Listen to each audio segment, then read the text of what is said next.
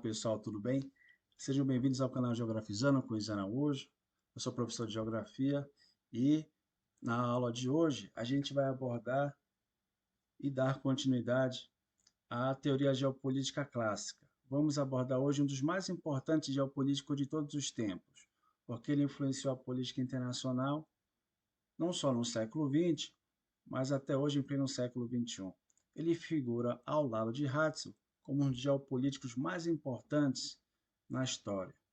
O seu nome é Alfred Mackinder. Mackinder ele foi um geógrafo britânico, trabalhou como Reader in Geography em Oxford e também ele foi diretor do curso de Economia e Ciência Política na London School. Eu fiz aqui uma timeline das três principais obras dele. A primeira, Geographical Pivot of History, publicada em 1904. Nesse livro, ele vai escrever a tese do pivô geográfico, e não só isso, ele vai prever também a Primeira Guerra Mundial. Na verdade, é um paper, né, porque não tem pouco mais de 30 páginas, mas apesar de ser um texto bem sucinto, é uma leitura obrigatória para qualquer geopolítico que queira entender a base do pensamento markinderiano. Eu recomendo essa obra. Bom, o segundo texto de Mackinder foi publicado em 1919, chamado Democratic Ideas and Reality, A Study in the Politics of Reconstruction. Nessa obra, Mackinder vai escrever sobre a teoria do Heartland, na Eurásia, dando continuidade ao seu primeiro paper, publicado em 1904, O Pivô da História, que nós falamos. Bom, e o terceiro e último texto dele, publicado em 1943, denominado The Round World and the Winning of the Peace, publicado pela Foreign Affairs. Esse texto não foi publicado numa revista americana por acaso, né? Mas justamente o estrategista americano queria saber qual era a análise de Mackinder a despeito do fim da Segunda Guerra Mundial. Bom, quando Mackinder ele criou a teoria do pivô geográfico da história em 1904. Mackinder queria compreender o momento histórico geográfico em que o mundo atravessava naquela época. A genialidade de Mackinder consiste, portanto, em perceber que no início do século XX, mais precisamente em 1904, quando ele escreveu o livro, esse momento seria marcado pelo fim da Era Colombina. Ora, e o que é a Era Colombina? O final da Era Colombina era a Era dos Descobrimentos, que havia sido iniciada com Portugal no século XV e finalizada ao final do século XIX, quando o continente antártico foi circunnavegado. Então, essa era o final da Era Colombina para Mackinder. Uma história de quase 500 anos. Para Mackinder, o final da Era Colombina era um sistema político fechado, porque não havia mais nenhum espaço a ser descoberto. Lembra que a Era do Descobrimento havia sido iniciada com Portugal no século XV, mas havia se encerrado no final do século XIX, quando o continente antártico foi circunnavegado. Então, por isso, era um sistema político fechado, porque não havia mais nenhum espaço a ser descoberto. Logo, qualquer nova tentativa de regionalização do espaço mundial, em termos geográfico-político, resultaria em conflitos. E por isso mesmo, Mackinder foi capaz de prever a Primeira Guerra Mundial.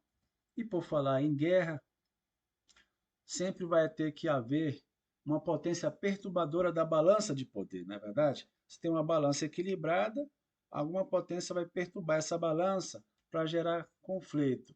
Ora, e para Mackinder identificar qual seria essa potência perturbadora não foi muito difícil, porque ele viu na Alemanha um país que outrora estava fragmentado em vários reinos principados, ao ser unificado a partir da Prússia, se tornou um grande país no centro da Europa e, portanto, perturbando a balança de poder no continente europeu, especialmente com os ingleses. E isso vai resultar na Primeira Guerra Mundial. Diante desse contexto, então, marcado por duas tendências que Mackinder identificou. A primeira, o fim da era colombina, e a segunda, a emergência alemã. Mackinder propõe, portanto, aos ingleses que eles partissem para uma nova visão de mundo, né?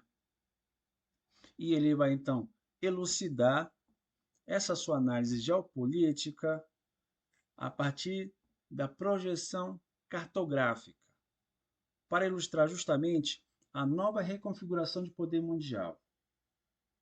Naquela época, o mapa mundi conhecido era feito com base na projeção de Mercator, como vocês podem ver nesse mapa aqui.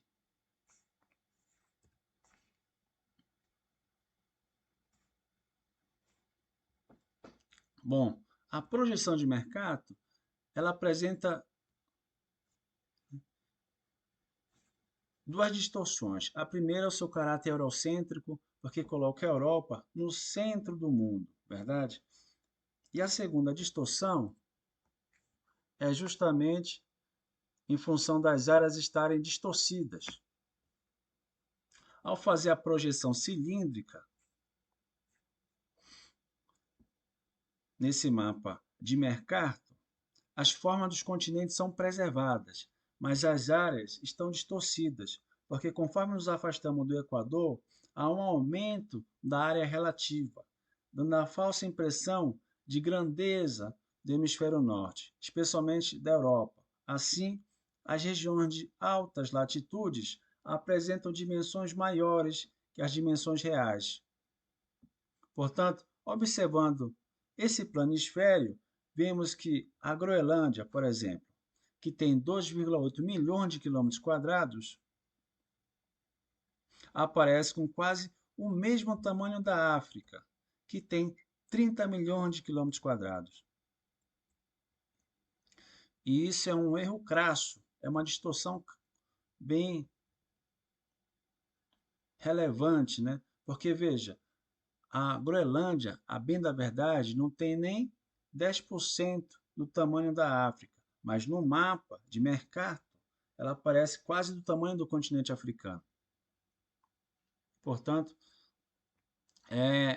sem dúvida, o mapa de Mercator apresenta as áreas de forma bem distorcida. Bom, a outra distorção também você vê no continente europeu, que tem 10,5 milhões de quilômetros quadrados, mas a Europa aparece no mapa com o mesmo tamanho da América do Sul, que tem 17,8 milhões de quilômetros quadrados. Portanto, a projeção de Mercator não corresponde com a realidade geográfica. Por essa razão, Mackinder ele vai abandonar o mapa de Mercator e construir um novo mapa mundi, mas dessa vez não vai estar centrado na Europa, mas sim na Ásia, pelo fato de ser a Ásia o maior dos continentes e, portanto, geograficamente mais preciso, como vocês podem ver no próximo mapa. O novo mapa mundi de Mackinder. Ao confeccionar o mapa mundi com base na projeção azimutal aziocêntrica, Mackinder descobre que a Europa é apenas uma península da Eurásia, e essa mudança de paradigma foi fundamental para ele criar o conceito de pivô geográfico, né? Porque, veja, o mapa de Mackinder é a projeção azimutal aziocêntrico. Então, ele pegou aquela projeção cilíndrica de Mercator e fez assim, ó, uma projeção azimutal aziocêntrica, centrado na Ásia, né? Foi esse movimento que ele fez com o mapa de Mercator. Entendeu? Projeção azimutal aziocêntrica, centrado na Ásia.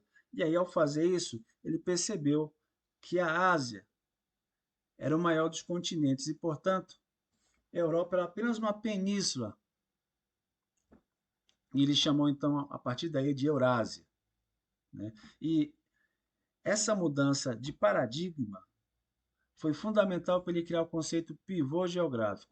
E a respeito do termo pivô geográfico, o professor André Martin, que é professor do Departamento de Geografia da Universidade de São Paulo e especialista em geopolítica, ele vai explicar esse conceito de pivô área, pivô geográfico. Veja o que ele disse. Depois, com base numa análise histórica de longa duração, verificou que nas grandes estepes da Ásia Central localizava-se a fonte das grandes transformações mundiais, como provavam as duas ondas de invasões bárbaras que atingiram as grandes civilizações. A primeira, com os hunos de Átila, a época do Império Romano, e a segunda, com os mongóis de Gengis Khan, durante a Idade Média. Conclui-se, por fim, que estas estepes eurasianas, abertas à movimentação da cavalaria, representam o pivô geográfico da história. Ora, por que o termo pivô para André Martins?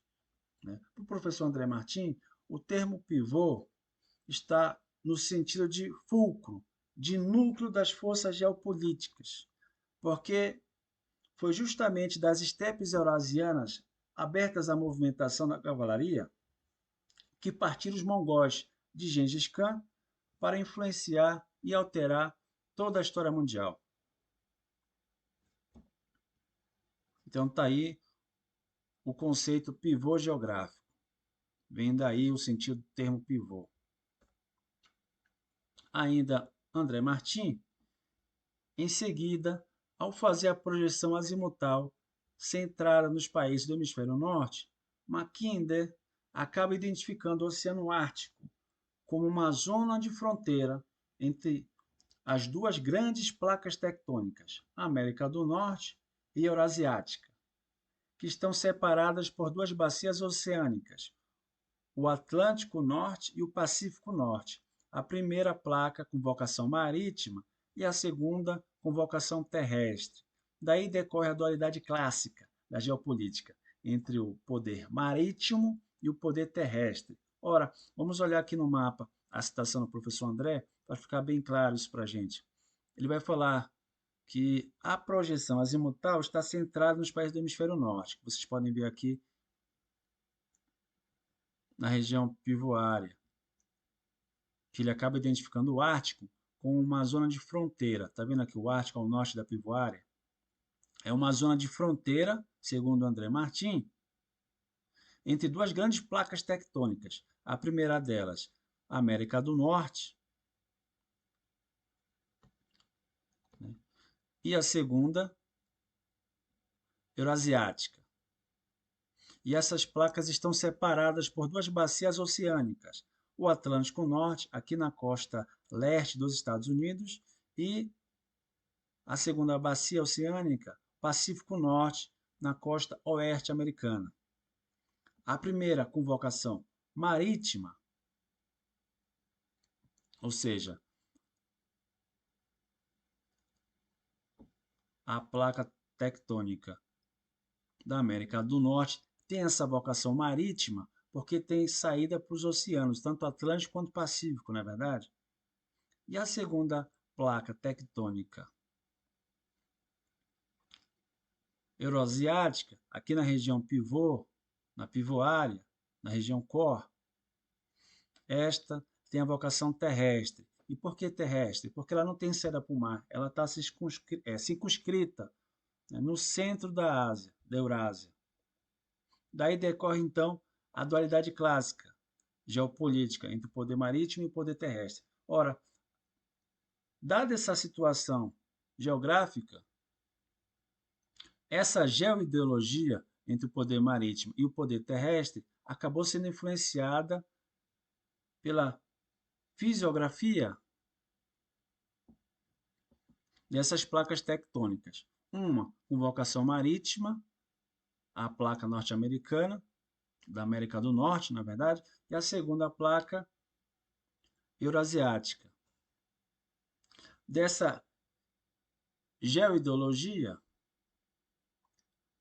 uma placa, no caso, aqui tem a vocação marítima, na América do Norte, sendo uma região formada por mercadores, e a segunda formada por guerreiros na placa eurasiática, Dessa geoideologia surgiu, portanto, essa dualidade clássica entre o poder marítimo e o poder terrestre. Para você ver só que, portanto, McKinney estava certo ao dizer que a geografia é o pivô da história, né? Porque essa geoideologia, dada a situação geográfica, vai influenciar a vocação dessas duas placas tectônicas e em toda a história de cada uma dessas regiões.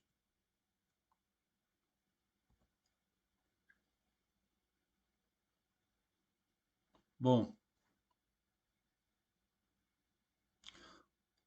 a respeito ainda do novo mapa mundi de Mackinder, ele vai identificar nas regiões periféricas do pivô geográfico um grande arco que ele denominou de Inner Crescent, onde estão situados 5 países: a Alemanha, a Áustria, a Turquia, a Índia, que vocês podem ver aqui na região periférica da pivoária, né? Em outro arco, mais externo, que foi denominado de Outer Crescent, encontram-se 6 países, mas aqui, ó, o Outer Crescent: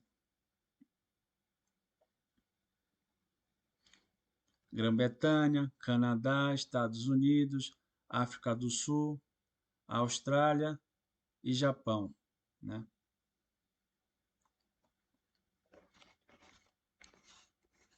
Segundo o professor de Ciência Política da Universidade de São Paulo, o professor Leonel Itaisu, ele ressaltou a importância do Inner Crescent.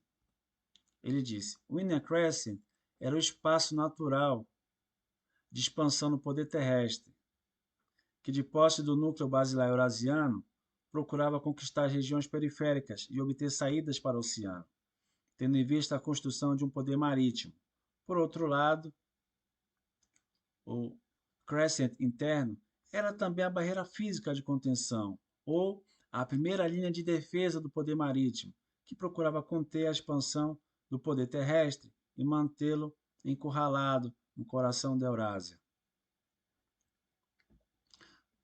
Para você ver que Mackinder é muito importante, né? Porque essa análise dele é o que está se passando hoje, em pleno século XXI, né?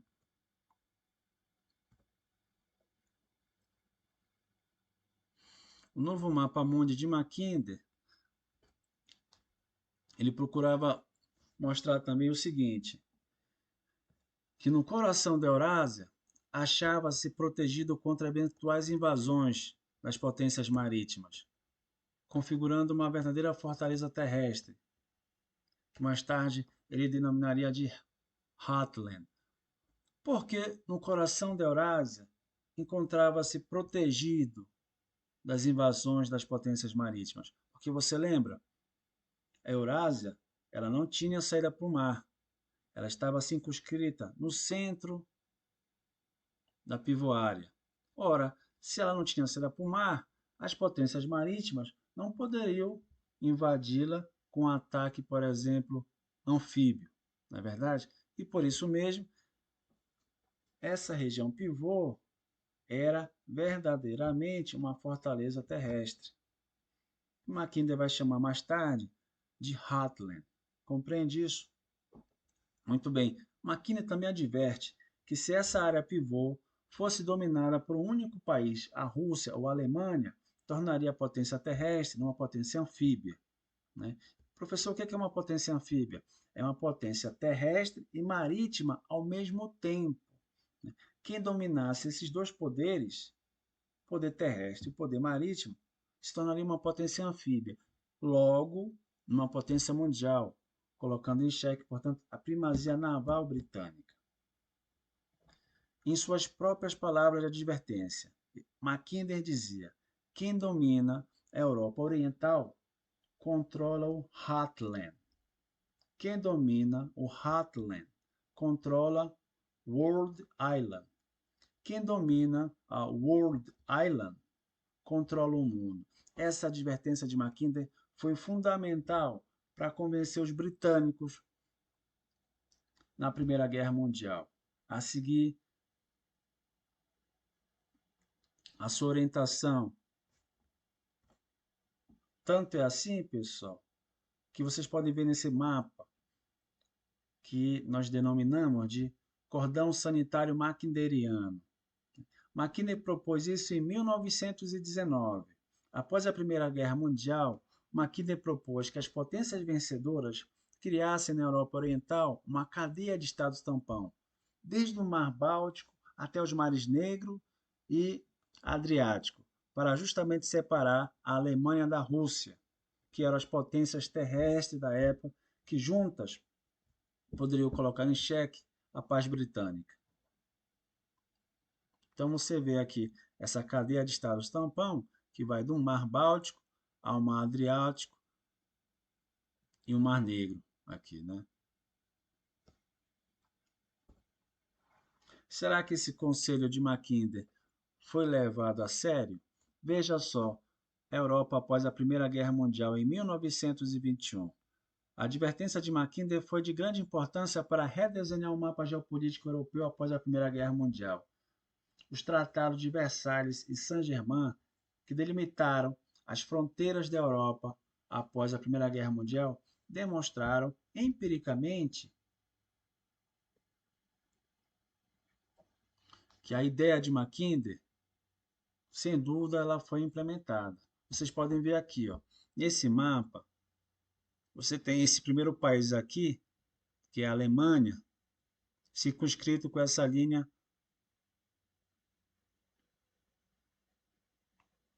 roxa, que vocês podem ver a fronteira do Império Alemão em 1914. Olha como a Alemanha se unificou a partir da Prússia e se tornou uma grande potência no centro da Europa, perturbando a balança de poder com os britânicos, né? E até mesmo com os franceses. E ao sul da Alemanha, você tem também a fronteira do Império Austro-Húngaro, aqui circunscrita de verde, né? Nessa linha verdeada. Você tem também um grande país no centro da Europa. Mas, após a Primeira Guerra Mundial, esses países foram derrotados e seus territórios foram fragmentados, e a partir disso foram criados novos estados. Por exemplo, a Tchecoslováquia, a Hungria, a Iugoslávia e tantos outros também aqui, a Finlândia, Estônia, Letônia, Lituânia. Todos esses estados foram criados artificialmente, pensados por Mackinder, para justamente impedir essa aliança entre alemães e soviéticos, né? Bom, a função geoestratégica desse cordão sanitário era introduzir estado tampão entre a Alemanha vencida e a Rússia, impedindo uma futura aliança das potências terrestres, que devido ao seu potencial anfíbio, ameaçava a balança de poder mundial e a paz britânica. Contudo, o coronel Otávio Costa lembra que o cordão sanitário fracassou, pois estava completamente desmantelado com a expansão da Alemanha nazista e da União Soviética. Verdade? Por fim, as ideias de Mackinder não só influenciaram as grandes potências do hemisfério norte, mas também, de certa forma, o Brasil, na obra de Mário Travassos. Quem sabe nós podemos abordar esse autor no futuro em breve. Tenho certeza que vocês vão adorar conhecer o pensamento geopolítico brasileiro num período pré-hegeliano, que foi o período em que Mário Travassos escreveu os seus textos, né? Bom, se você gostou dessa aula, deixe o seu like, se inscreva no nosso canal, compartilhe essa aula e deixe aqui o seu comentário, tá bom? Até o nosso próximo encontro. Tchau, valeu!